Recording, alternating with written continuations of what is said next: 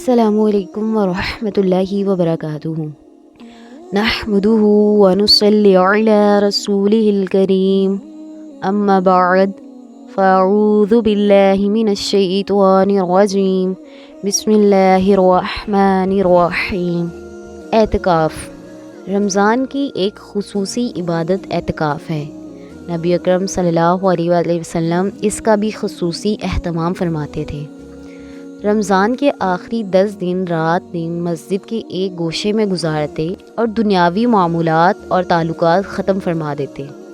نبی اکرم صلی اللہ علیہ وآلہ وسلم اتنی پابندی سے اعتکاف فرماتے تھے کہ ایک مرتبہ آپ اعتکاف نہ بیٹھ سکے تو آپ نے شوال کے آخری 10 دن اعتکاف فرمایا۔ صحیح بخاری باب الاعتکاف فی شوال۔ اور جس سال آپ صلی اللہ علیہ وآلہ وسلم کی وفات ہوئی، اس سال آپ صلی اللہ علیہ وآلہ وسلم نے رمضان میں 10 دن کی بجائے 20 دن اعتکاف فرمایا۔ صحیح بخاری الاعتکاف و حدیث۔ اعتکاف کے معنی ہیں جھک کر یکسوئی سے بیٹھے رہنا۔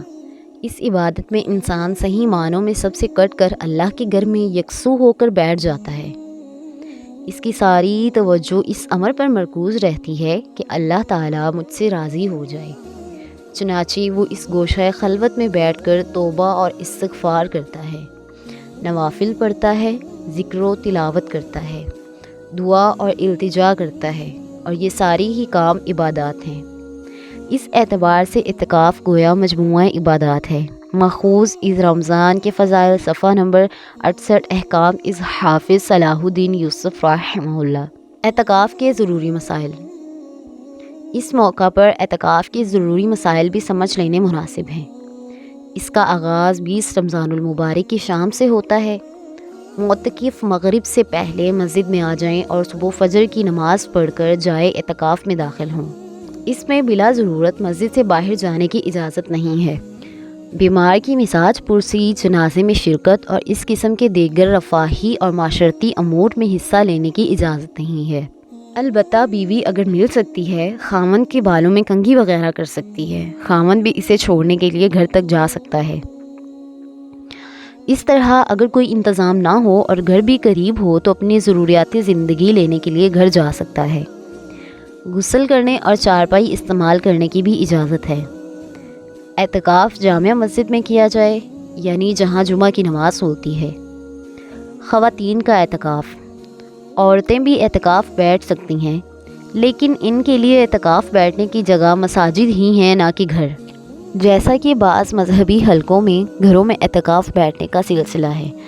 نبی اکرم صلی اللہ علیہ وآلہ وسلم کی ازواج مطہرات بھی اعتکاف بیٹھتی رہی ہیں، اور ان کے خیمے مسجد نبوی میں ہی لگتے تھے، جیسا کہ صحیح بخاری میں وضاحت موجود ہے، اور قرآن کریم کی آیت ہے وَأَنْتُمْ عَاكِفُونَ فِي الْمَسَاجِدِ، سورۃ البقرہ۔ اس آیت سے بھی واضح ہے، اس لیے عورتوں کا گھروں میں اعتکاف بیٹھنے کا رواج بے اصل اور قرآن و حدیث کی واضح تصریحات کے خلاف ہے۔ تاہم چونکہ یہ نفلی عبادت ہے تو جب تک کسی مسجد میں عورتوں کے لیے الگ مستقل جگہ نہ ہو جہاں مردوں کی آمد و رفت کا سلسلہ بالکل نہ ہو، اس وقت تک عورتوں کو مسجد میں اعتکاف بیٹھنا نہیں چاہیے۔ ایک فقہی اصول ہے درء المفاسد اولی من جلب مصالح، یعنی خرابیوں سے بچنا اور ان کے امکانات کو ٹالنا نسبتاً مصالح حاصل کرنے کے زیادہ ضروری ہے۔ اس لیے جب تک کسی مسجد میں عورت کی عزت اور آبرو محفوظ نہ ہو وہاں اس کے لیے اعتکاف بیٹھنا مناسب نہیں۔ ماخوذ از رمضان کی فضائل، احکام، صفحہ نمبر 69 تا 70 از حافظ صلاح الدین ایوبی یوسف رحمہ اللہ۔ اعتکاف گاہ میں داخلے کا وقت۔ کچھ مزید اس پہ روشنی ڈالتے ہیں تو معلوم ہوتا ہے کہ 20ویں روزے کی افطاری مسجد میں کریں اور پھر وہیں رک جائیں، خیمہ لگائیں، لیکن اس میں داخل 21ویں روزے کی فجر پڑھ کے ہوں، یہی سنت ہے۔ لوگ 21ویں رات خیمے کے بغیر گزارنے کی دلیل مانگتے ہیں تو گزارش ہے کہ 2 باتیں حدیث سے ثابت ہیں۔ نمبر 1، اعتکاف نبی کریم صلی اللہ علیہ وآلہ وسلم نے آخری عشرہ کا فرمایا۔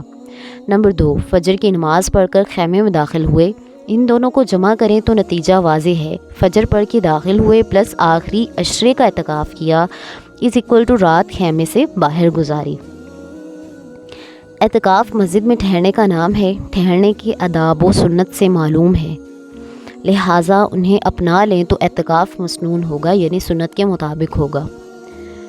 بعض لوگوں کے نہاں خانہ دماغ میں یہ بات بیٹھ چکی ہے کہ خیمے سے باہر اعتکاف نہیں، بس اسی وجہ سے اعتراض کرتے ہیں اور 20ویں فجر کے بعد معتکف میں داخل ہونے کا کہتے ہیں۔ یہ کہاں لکھا ہے کہ جو وقت خیمے سے باہر ہوگا وہ اعتکاف میں شمار نہیں ہوگا؟ آپ اس کی دلیل ڈھونڈیں، یہ اعتراض خود ہی غائب ہوگا۔ 10 دن 10 رات کا نام عشرہ ہے۔ اگر 21 کی فجر پڑھ کر خیمے میں داخل ہوں تو اعتکاف آخری عشرہ پلس 1 دن کا بنتا ہے، جو کہ العشر الاواخر پہ اضافہ ہے، اور یہ محتاج دلیل ہے۔ سبحانک اللہم وبحمدک نشہد ان لا الہ الا انت نستغفرک ونتوب الیک۔